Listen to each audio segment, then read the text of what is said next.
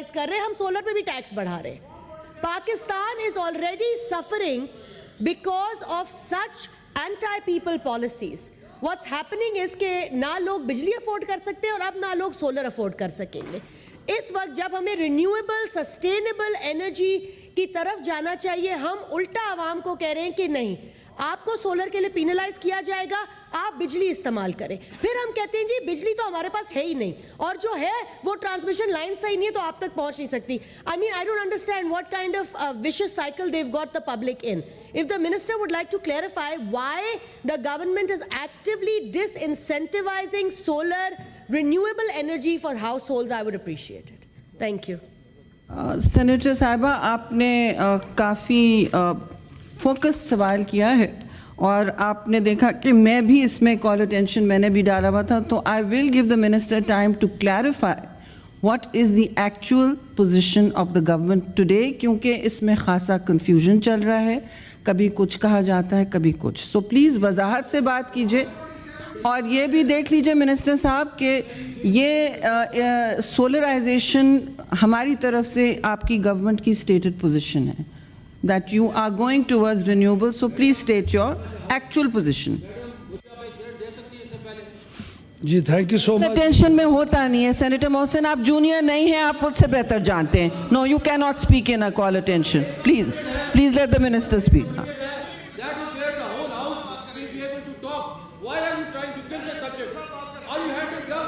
आप शुरू हो जाइए।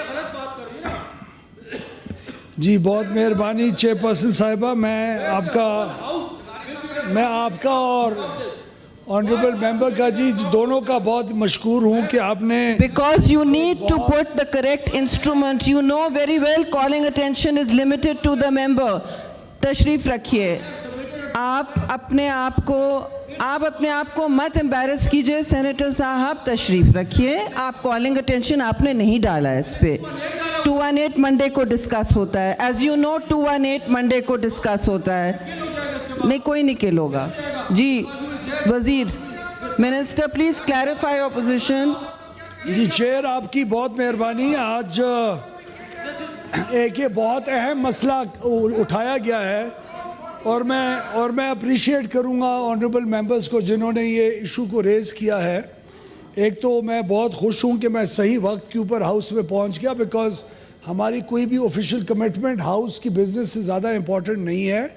And we have this realization and this is the first time I have had the opportunity to appear before before the upper house now. देखिए, दो चीज़ें मैं हिस्टोरिकली आपके सामने पेश करना चाहता हूँ। एक तो 2017 के अंदर जब PMLN की गवर्नमेंट थी, उस वक़्त शायद खाकान अब्बासी साहब प्राइम मिनिस्टर थे।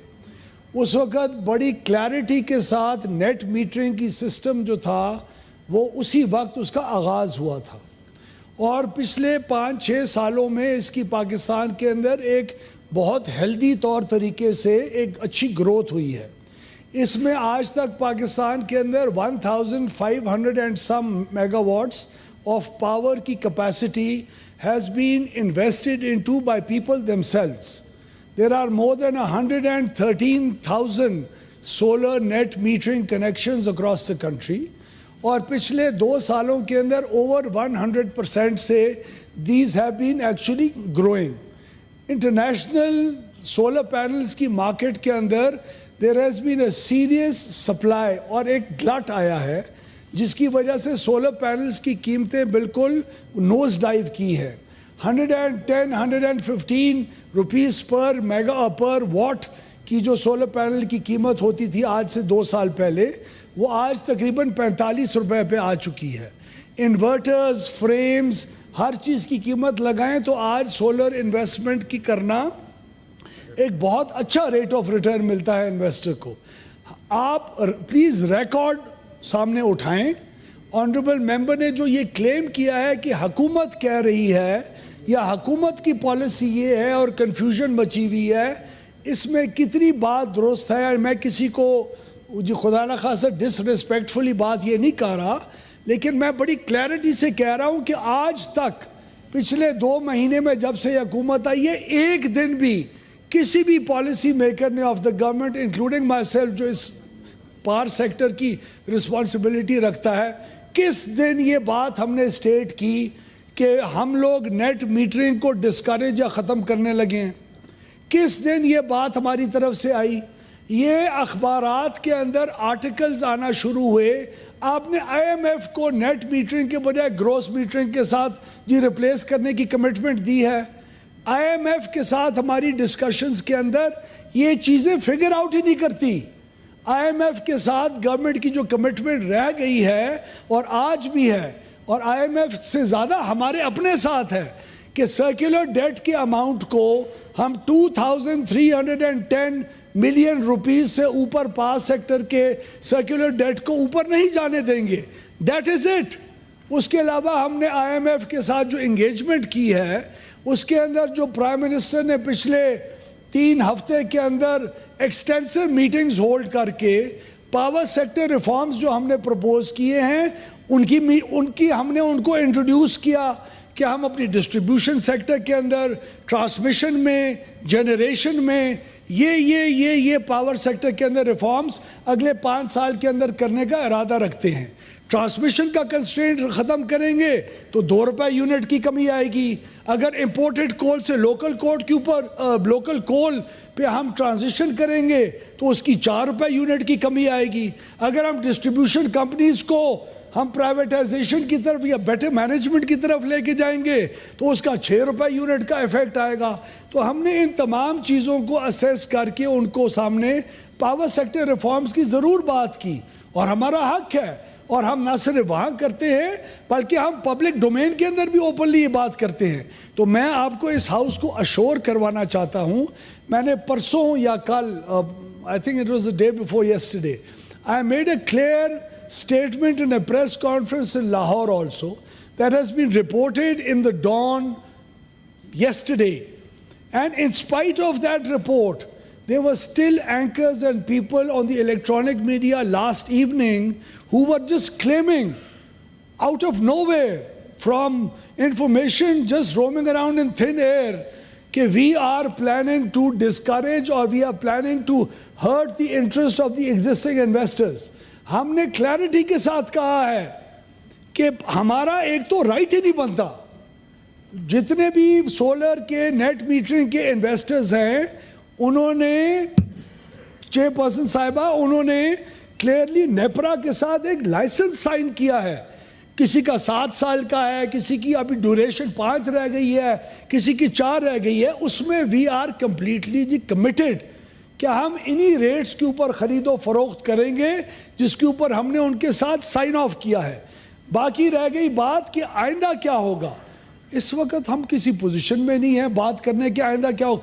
जब हमने खुद अपनी फाइनेंशियल मॉडलिंग नहीं रन की, जब हमने अपने बैठ के नहीं देखा कि हमारे सिस्टम के ऊपर उसका डिस्ट्रीब्यूटेड लोड क्या आ रहा है, उसके लिए इंफ्रास्ट्रक्चर क्या ज़रूरत होगा, जब ये इंशाल्लाह 1500 मेगावाट 4500 मेगावाट पे पहुंचेगा हमारी पॉलिसीज़ की वजह से, जब रिन्यूएबल्स की पॉजिटिव पॉलिसीज़ की वजह से यहाँ तक पहुंचेगा तो फिर उसके क्या असरात होंगे, उसकी फाइनेंशियल इम्प्लिकेशंस क्या होंगी। ये जो अपर क्लास के लोग इन्वेस्टमेंट्स इसमें करें, बहुत अच्छा कर रहे हैं, हम तो इसको वेलकम करते हैं। इसका लाइफ लाइन कंज्यूमर्स और प्रोटेक्टेड कंज्यूमर्स के टैरिफ के ऊपर क्या रेट का असर पड़ेगा। आज से 2 साल पहले जब कोई इन्वेस्ट करता था एक सोलर नेट मीटरिंग सिस्टम में, उसका 3 से 3.5 साल के अंदर पे बैक पीरियड होता था। उसकी investment used to pay him और her back in 3.5 to 4 years. That period has shrunk to 18 to 24 months right now. What is the realistic figure according to which we could not ever think of disincentivizing this policy and also continuing a healthy growth of it? We are responsible policy makers.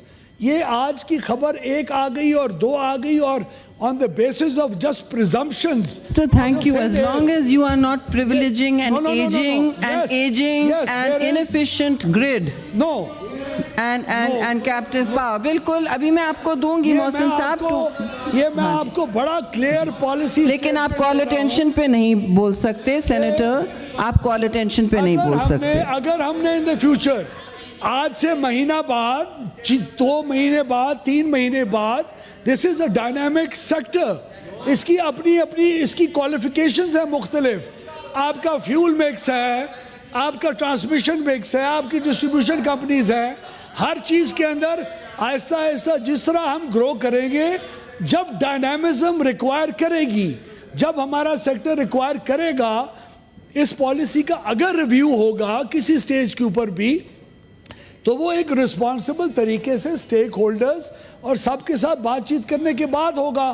तो let me assure the house this well about this again, there is no such policy that has been introduced that is going to change any conditions of any net metering owner or the distribution companies that has happened so far. And until we do that, we will, whenever we do that, we'll do it in a very transparent manner. शुक्रिया।